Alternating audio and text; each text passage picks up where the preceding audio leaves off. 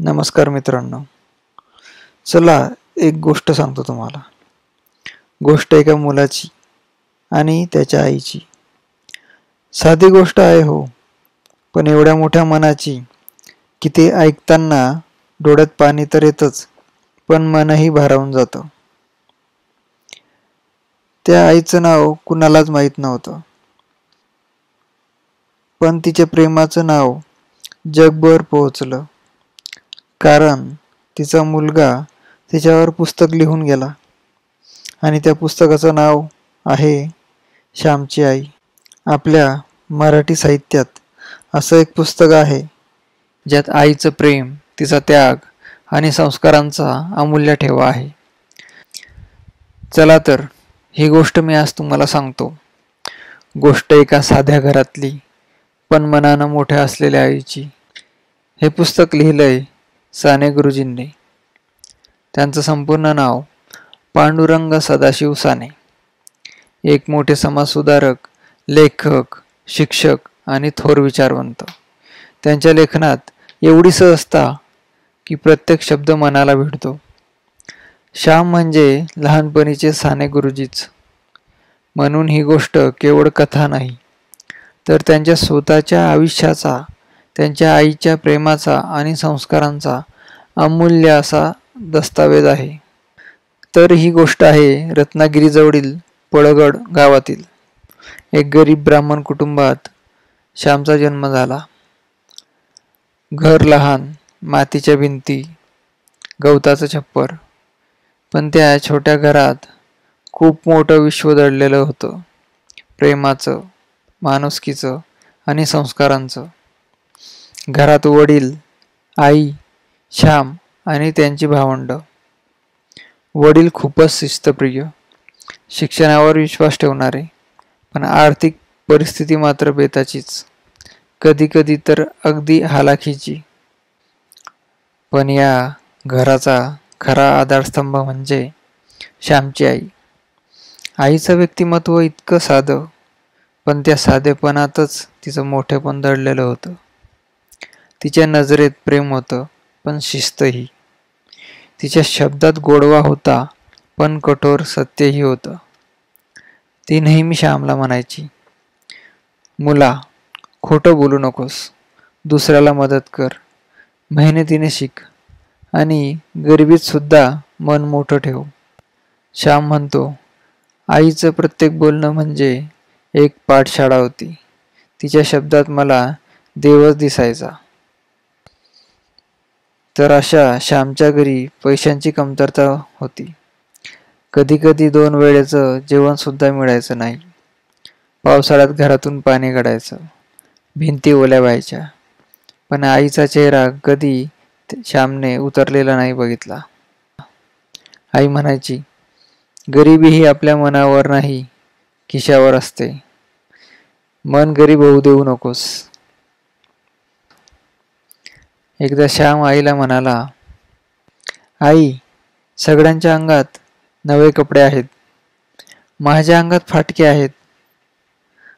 आई हलकेच हसली, डोक्यावरून हात फिरवत म्हणाली, मुला, कपड्यात मान नाही, माणसाच्या मनात मान असतो.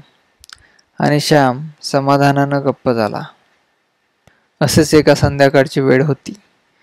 घरात अगदी थोडं अन्न उरलं होतं. तेवढ्यात दारावर एक भिकारी आला, पावसात भिजलेला, थरथर कापणारा. वडील म्हणाले, घरात काहीच उरलेलं नाही.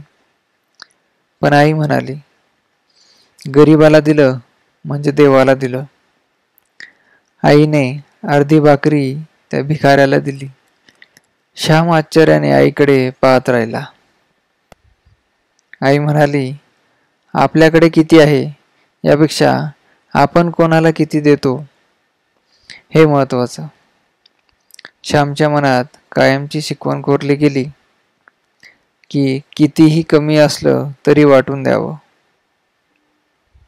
असाच एक प्रसंग आहे की श्यामचा आणि त्याच्या मित्राचा वाद झाला. श्याम घरात येऊन रडत बसला. आई म्हणाली, काय झालं रे मुला?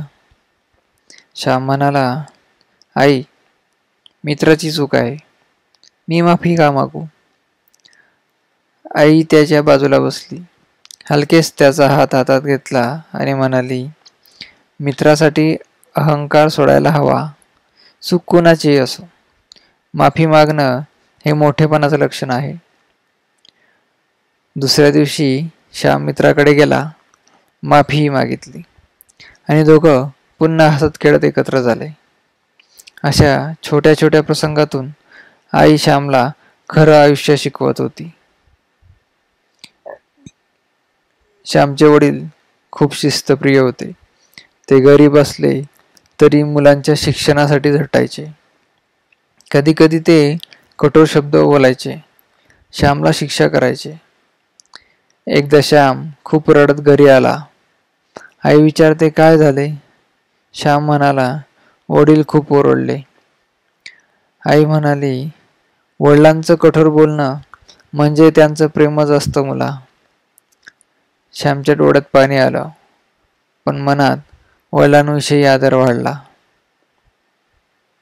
आणि मित्रांनो, ही गोष्ट जशी पुढे जाते तशी काळजी वाटते. श्यामची आई आजारी पडते. दिवसेंदिवस ती कमजोर होत जाते. श्वास घ्यायला त्रास व्हायला लागतो. तरी तिच्या चेहऱ्यावर एक हलकं हसू कायम असतं. ती श्यामला म्हणते, धैर्य राख, संकट येतील पण मन मोठं ठेव. शेवटी एक दिवस ती श्यामच्या डोळ्यासमोर शांतपणे डोळे मिटते. श्याम म्हणतो, माझ्या डोळ्यासमोर माझी आई गेली. मला वाटलं आभाळ कोसळलं. त्या दिवशी श्यामच्या आयुष्यात एक मोठी पोकळी निर्माण झाली. पण आईने दिलेले संस्कार त्याला आयुष्यभर आधार देत राहिले. तर मित्रांनो, श्यामची आई या पुस्तकातून आपल्याला अशी शिकवण मिळते की आई म्हणजे केवळ जन्म देणारी व्यक्ती नाही, ती आयुष्य घडवते. गरिबीत सुद्धा मन मोठं ठेवता येतं. स्वाभिमान, माणुसकी आणि साधेपण हाच खरा खजिना आहे.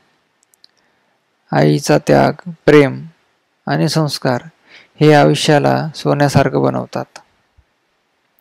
आणि शेवटी श्यामच्या शब्दात सांगायचं तर, आई हे एक चालतं बोलतं विद्यापीठ असतं. म्हणून मित्रांनो, श्यामची आई हे एक केवळ पुस्तक नाही, ती आहे आपल्या संस्कारांची शिदोरी. आपल्या आईच्या मायेचं, त्यागाचं आणि संस्कारांचं अमर गीत. म्हणून एकच सांगतो, आई असते म्हणून आपण असतो. आपल्या आईला प्रेमाने धन्यवाद म्हणायला विसरू नका.